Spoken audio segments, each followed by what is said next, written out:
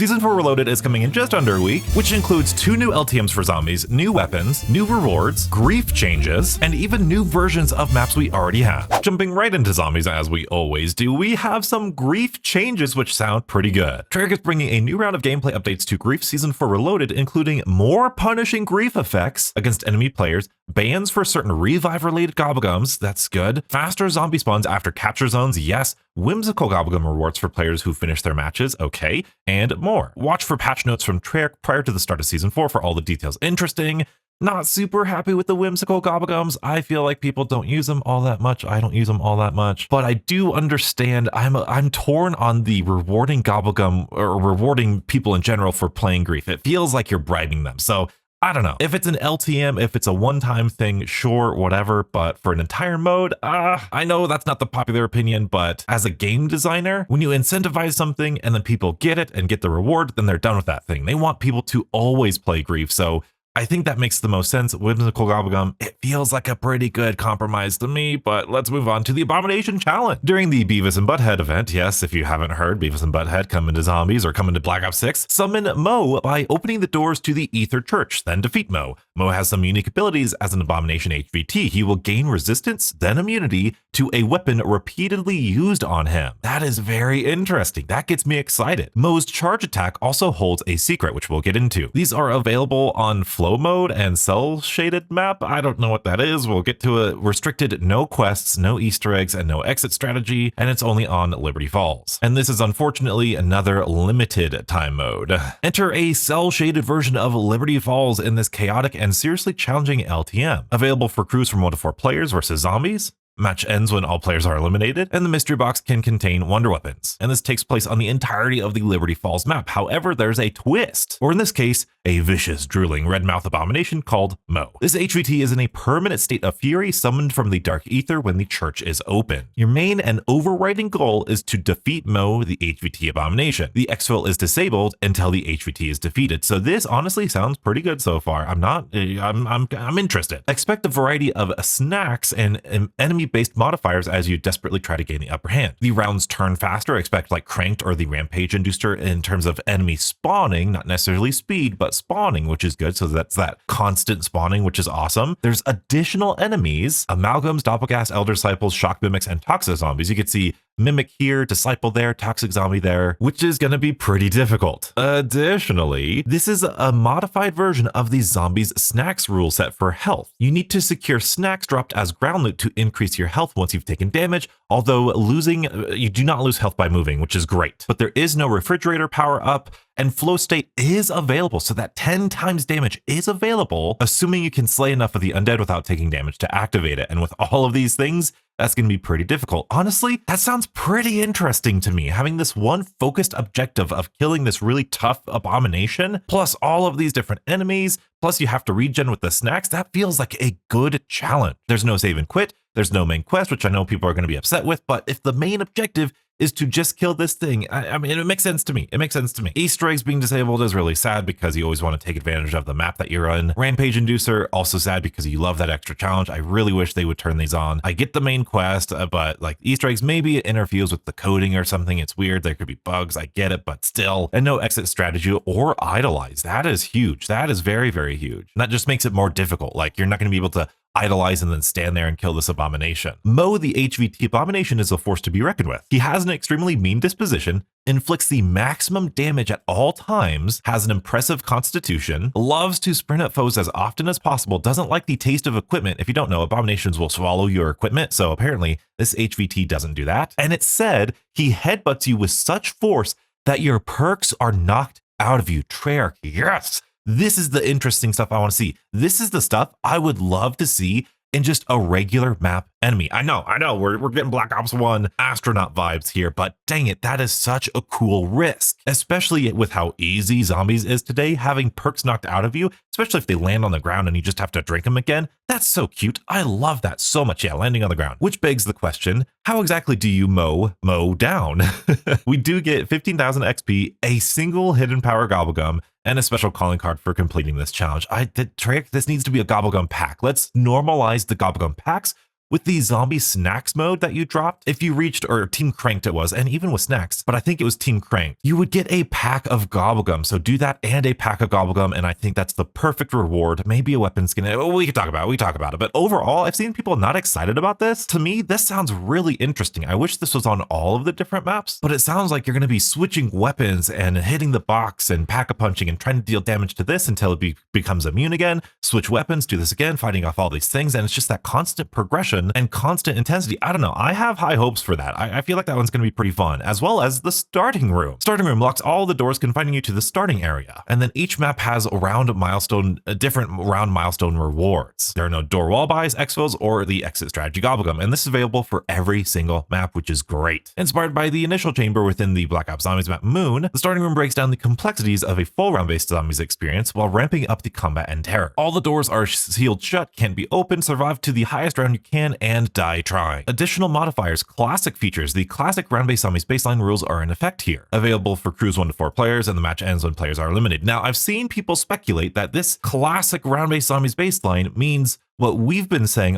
in the online community, that, you know, classic round-based zombies rules are like the classic point system, the classic perk system, the classic, you know what I mean, no armor. But I don't think that's the case. I think when they say classic round-based zombies baseline rules, they mean of Black Ops 6, of, like, you know, the vanilla feature. So the vanilla round-based zombies baseline rules, because clearly here's a death machine. So I don't know. And it has a rarity. It's just weird. There are various modifications within the starting room match. If the power of the map was initially off, it's already switched to on, so that way you can use traps and pack-a-punch and perks in that room and all that good stuff. So if a map feature like pack-a-punch, perk machines, or Wonder Fizz spawning in at round 25 are in the starting room, they will appear. If they're not, they aren't available. So that means different maps have different difficulties. The fire sale power-up no longer drops randomly from fallen zombies, so no fire sales, but random perk power-ups have been added to randomly drop from fallen zombies. So we're eventually, if you survive long enough, you're eventually going to get all of your perks, and the door buys and exfils are disabled, but that's important. So you're gonna get jug, you're gonna get PhD, that's gonna be huge for killing zombies. You're gonna get stamina up, you're gonna get a double tap and all of these things to make your guns better, but it's gonna change depending on the maps. Starting Room LTM takes place in a cell shaded version of the starting area within every zombies map. So this is very reminiscent of the Black Ops 4 cartoon mode. Very, very interesting. I don't know how I feel about that. We'll see. Liberty Falls is a medium size, supposedly. They have all of this area, but it features a mystery box, an ammo cache, the Dark Ether trap,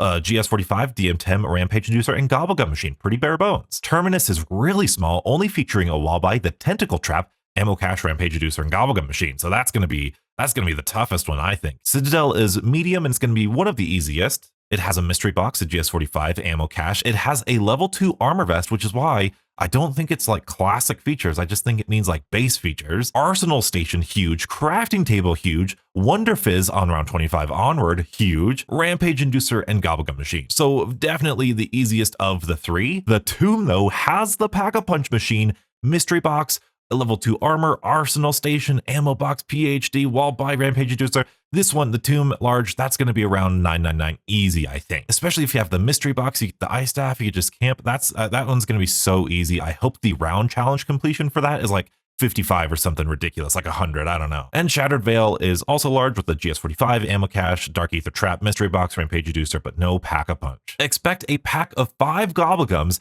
a high value Gobblegum. That should be the standard. That's such a good reward for these little things. And 15,000 XP to be rewarded to you the first time you reach the impressive round milestone. What is that milestone? It depends on the map, which is fantastic. This is such a good little thing. And Treyarch, this is so nice. Can we just get rid of this limited time? This should just be in the game. You should do this with all of the things. I don't care if it's cell shaded or not, but like, this is already something the zombies community does. It fits super well. You're locking us in. Just let this be a permanent mode. It fits so well with what we do. Why is it limited time? Just make it permanent. Oh, this would be so good to do on all of the maps moving forward all the time. We could put it on the zombies leaderboards. We could talk about it. Talk about a good, like, these are all going to be videos. It's going to be so good. We could stream it at any point in time. I'm telling you, Treyarch, this needs to be a permanent mode. Like, yes, the zombie snacks, yes, these little, you know, abomination things are fun. And I do wish they were permanent or at least brought back at the end of the year. But this starting room challenge needs to be a core feature of Black Ops 6. I'm telling you. Anyway, ranting aside, Introducing the Zombies Leaderboards event. During the King of the Dead Leaderboard event, your zombie eliminations count for more than just simply your longevity. Get eliminations to earn leaderboard points to climb the leaderboard and improve your position. Special, elite, and boss enemies score more points, so you'll want to set your sights on the biggest targets you can take out. Now this event, Treyarch, this might just be really good. Obviously you think, oh, high rounds are really good. I'm gonna go to Shattered Veil with the Wonderwaff, oh. But if you go on the Tomb, you get more special and elite enemies. But if you go on Terminus, you mix that boss, the Patient 13 speed run really fast. Could you then outscore the people camping with the eye stuff on the Tomb? I don't know. This is a very interesting event. We might have to do some tests with some graphs to see what the fastest is. This is a sick image. This goes so hard. The higher you climb in your King of the Dead leaderboard, the better your end of event rewards will be. Everyone earns something, but only the sharpest slayers will walk away with the best rewards. What they are, we don't really know. That's interesting. Make every point count. Additionally, earning points will progress and complete event challenges that accompany the leaderboard and unlock rewards when completed. So, okay, it looks like it's almost like a battle pass, but earning points will be how you do it. That is also a really good change. That's awesome. That's so good. What is not so good about this is that there are glitches and hackers and things that you can exploit in order to get to the top of the leaderboard. Leaderboards in zombies have notoriously been terrible at all times, not just lately, not just with the new zombie games. Even back in the Black Ops 1, Black Ops 3 days, you couldn't trust leaderboards. That's why we have community-made leaderboards. So I really hope they have some way of balancing that or preventing cheaters and hackers from getting to the top, because I bet you that's exactly what a lot of people are going to try to do. But this event is probably the best event that I'm most looking forward to of this entire year. This sounds really good. And I love that it's zombies. I love that it's zombies. But anyway, let's move on to our weapons, because believe it or not, we got some good stuff. Olympia Squad, here we are. I'm an M14 gang myself, but I'm really excited for this. This is the Olympia. This is a special weapon. If you're wondering why it's a special weapon, it's so that it can be a secondary in multiplayer. Doesn't really matter for zombies, but I was like, why is this not shotgun clearly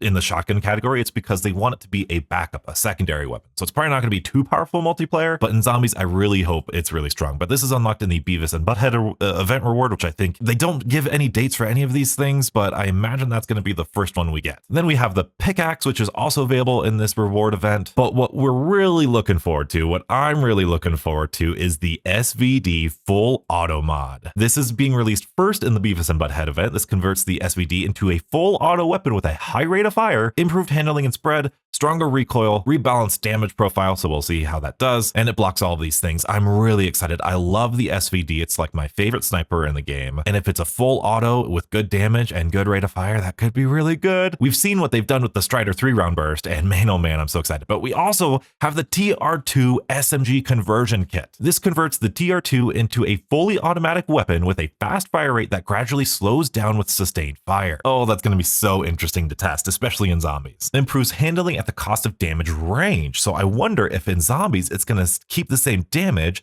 just different range, and range doesn't matter too much in zombies. Could be pretty interesting. So those two things are, I'm almost looking forward to these two things even more than the Olympia, even though they could do some really fun stuff with the Olympia and zombies now. That could be really cool. What do you think about these events? Honestly, I'm pretty excited for these events. These all sound pretty fun and expect a lot of content on them. And especially with the new weapons, I am updating my weapon spreadsheet every single time I play Black Ops 6, it feels like. You can check that out in the description, but if you want to refresh your memory, I recently went back and did everything you could do in Liberty Falls. And there's some stuff there that even I forgot how to do. So be sure to check out that video here, and as always, stay beautiful.